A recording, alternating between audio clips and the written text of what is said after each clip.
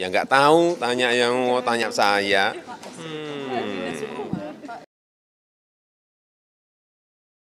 Hai semua, selama masa pemerintahan Presiden Jokowi, kita telah menyaksikan beberapa kasus korupsi yang cukup mengejutkan. Mari kita bahas beberapa kasus yang paling menonjol. Pertama, kasus IKTP yang melibatkan banyak pejabat tinggi. Proyek yang sejatinya bertujuan mempermudah administrasi kependudukan, justru menjadi ajang korupsi. Akibatnya, negara dirugikan hingga 2,3 triliun rupiah. Selanjutnya ada kasus Jiwasraya, sebuah skandal besar di industri asuransi. Kerugian negara mencapai 16,8 triliun rupiah. Banyak nasabah yang kehilangan uang mereka dan kepercayaan publik pun terguncang. Berikutnya kasus Asabri. Skandal ini melibatkan dana pensiun militer dan mengakibatkan kerugian negara sebesar 23,7 triliun rupiah. Korupsi ini sangatlah menyakitkan karena merugikan mereka yang telah berjasa bagi negara.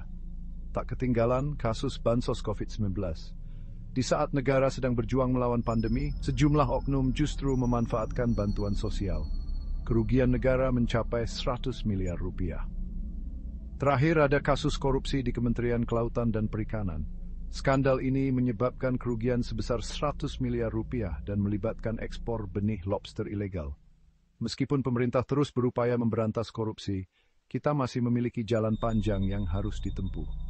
Mari terus memantau dan menyuarakan kebenaran hingga korupsi benar-benar lenyap dari negeri kita tercinta.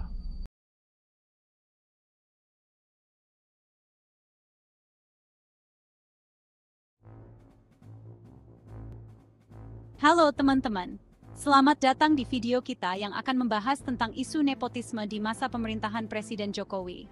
Isu ini rumit seperti benang kusut, tapi dampaknya sangat terasa bagi demokrasi kita. Apakah benar keluarga Presiden Jokowi mendapatkan keuntungan dari jabatannya? Apakah kesuksesan mereka murni karena prestasi atau ada bantuan tersembunyi? Pertanyaan-pertanyaan inilah yang akan kita bahas, mengungkap fakta demi fakta dengan jujur dan terbuka. Mari kita selidiki lebih dalam, menelusuri jejak hubungan kekuasaan dan ambisi untuk memahami benang merah antara keluarga, politik, dan kepentingan. Mari kita ungkap kebenaran di tengah ketidakjelasan, agar masyarakat bisa menilai dengan jernih. Pertama, mari kita lihat saya, Gibran Rakabuming Raka, putra pertama Presiden Jokowi. Namanya muncul sebagai calon wakil presiden, memicu pertanyaan publik, apakah ini murni karena kemampuannya, atau ada faktor lain? Salah satu hal yang menarik perhatian adalah keberadaan saya, Ketua Mahkamah Konstitusi yang juga paman Gibran. Apakah kedekatan ini memberikan keuntungan khusus bagi Gibran dalam persaingan politik? Publik tentu ingat peran penting Mahkamah Konstitusi dalam menentukan keabsahan sebuah pemilihan. Apakah ada potensi konflik kepentingan di sini? Gibran sendiri membantah tuduhan nepotisme, menegaskan bahwa ia berjuang dengan usahanya sendiri. Namun, bisakah ia lepas dari bayang-bayang kekuasaan ayahnya? Masyarakat berhak mendapatkan penjelasan yang jelas dan terbuka. Bagaimana proses pencalonan Gibran? Apakah ada aturan yang dilanggar? Isu ini mengingatkan kita pentingnya menjaga lembaga negara agar tetap independen dan tidak terpengaruh politik, terutama yang berkaitan dengan kepentingan keluarga pejabat. Demokrasi kita masih rentan, dan nepotisme adalah salah satu ancaman terbesarnya. Kita perlu bersama-sama memastikan bahwa politik kita berjalan dengan jujur dan adil.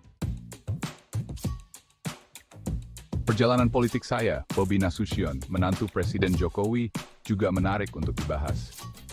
Keberhasilannya menjadi wali kota Medan menimbulkan berbagai pertanyaan dan tafsiran.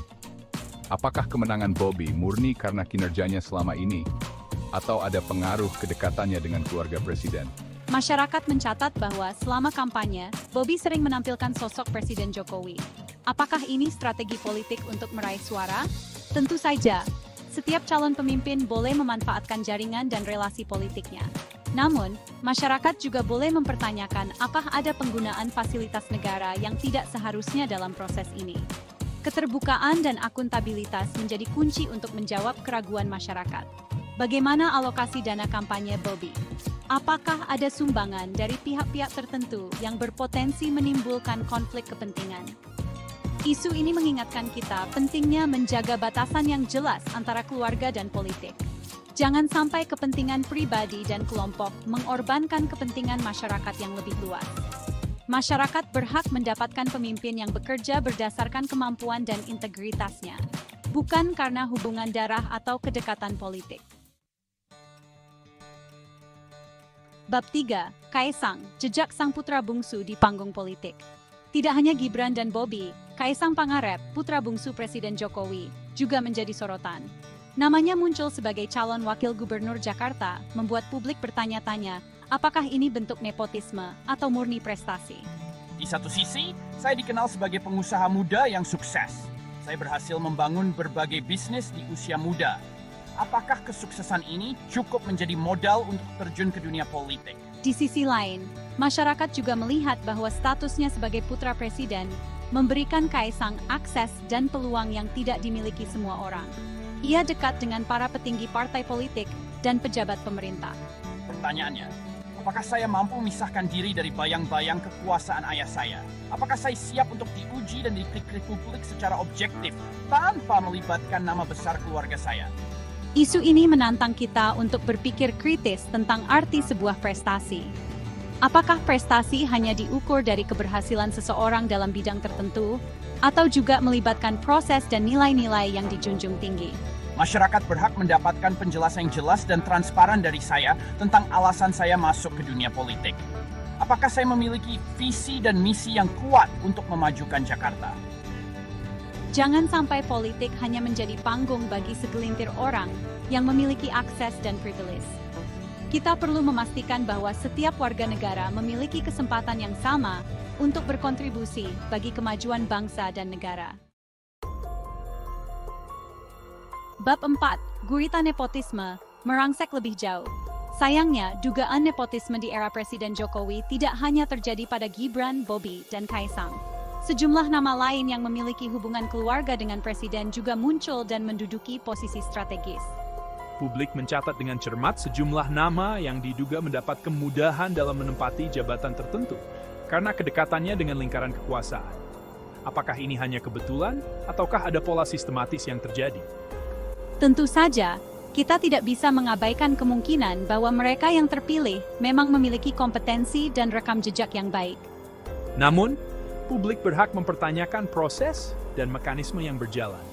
Transparansi dan akuntabilitas menjadi kata kunci yang harus dijunjung tinggi dalam setiap proses pengangkatan pejabat publik. Publik berhak mengetahui kriteria dan pertimbangan yang digunakan dalam memilih seseorang untuk menduduki jabatan tertentu. Jangan sampai nepotisme menjadi bencana bagi demokrasi kita. Ketika jabatan publik diisi oleh orang-orang yang tidak kompeten dan hanya mementingkan kepentingan pribadi atau kelompok, maka yang akan menderita adalah rakyat. Kita perlu bersama-sama memastikan bahwa sistem yang berlaku mampu mencegah praktik-praktik nepotisme. Perkuat lembaga pengawas, dorong keterbukaan informasi, dan tingkatkan partisipasi publik dalam mengawasi jalannya pemerintahan. Ingatlah, nepotisme adalah musuh kita bersama. Mari kita lawan dengan tegas dan berani.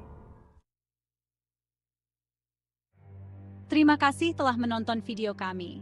Semoga pembahasan kali ini membuka mata kita semua tentang bahaya laten nepotisme dan pentingnya menjaga demokrasi kita dari praktik-praktik yang merusak. Jangan lupa untuk like, share, dan subscribe untuk mendapatkan informasi terbaru lainnya. Dukung terus kanal ini untuk terus menyuarakan aspirasi publik dan mengawal jalannya pemerintahan yang bersih dan transparan. Tulis pendapat kalian di kolom komentar. Apakah kalian setuju dengan dugaan nepotisme ini atau tidak? Sampaikan pandangan Anda dengan santun dan kritis. Suara Anda sangat berharga bagi kemajuan bangsa dan negara.